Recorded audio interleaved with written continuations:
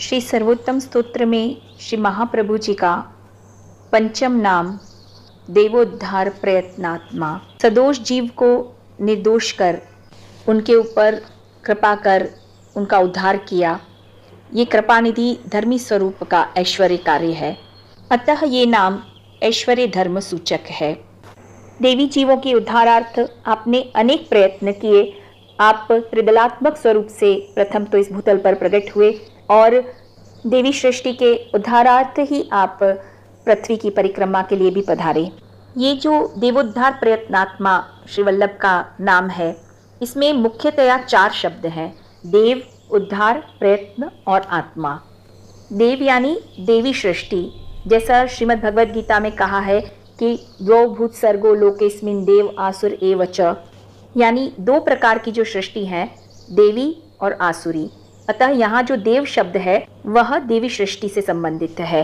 और श्रीमद् भागवत के 10वें स्कंद में भी तामस प्रकरण में जो व्रज भक्तों का स्वरूप है वह देवी जीव है।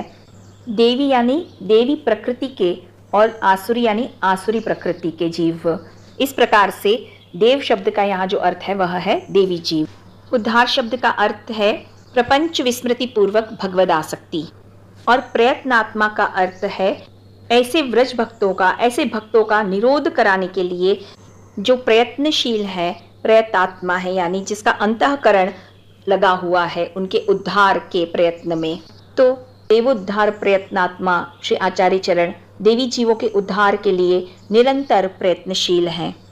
जैसे प्रभु मथुरा में प्रकट हुए श्री कृष्ण और तुरंत ही व्रज में यानी गोकुल में आप पधारे, ऐसा कह सकते हैं कि पधारे नहीं, दौड़े आप, क्योंकि व्रज में जो सर्व देवी जीव हैं, व्रज भक्त हैं, उनका निरोध आपको कराना है और निरोध करा दृढ़ भक्ति आश्रय उनमें सिद्ध करना है। ये देखो पूरा जो 10वां स्कंद है ये बताने के लिए कि भगवान श्री कृष्ण वह परब्रह्म है, परब्रह्म तो कृष्णो ही, जो अपनी अशेष महात्म्य सामर्थ्य के साथ देवी जीवों के उद्धार के लिए प्रकट हुए हैं, देवोद्धार प्रयत्नात्मा।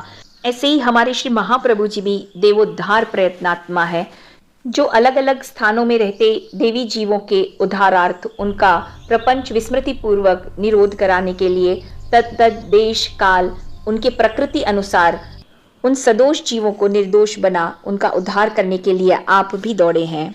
यानी आप भी ऐसे ही प्रयत्नशील हैं, प्रयत्नात्मा हैं। आप देवी जीवों के उद्धारार्थ इस प्रकार से प्रयत्नशील रहे कि आप श्री मायावाद का निराकरण किया, अन्य वादों का निराश किया, ब्रह्मवाद की स्थापना की, साकार ब्रह्मवाद की, निर्गुण भक्ति मार्ग यानी पृथक शरण मार्ग की स्थापना की, और भक्ति मार्ग की सुस्थिरता के लिए आपने सेवनीय स्वरूपों को प्रकट कर सेवा मार्ग का निर्माण किया। 3 बार आपने भारत परिभ्रमण कर तीनों प्रकार के जीवों का यानी प्रकृति जन्य सत्व रज तम अनुसार उन तीनों प्रकार के जीवों का उद्धार कर आपने कृपा मार्ग का स्वरूप दिखाया। यानी गुणों की प्रकृति बदले बिना ही जीव भगवान के शरण में रहे, ये ही कृपा मार्ग का सिद्धांत है।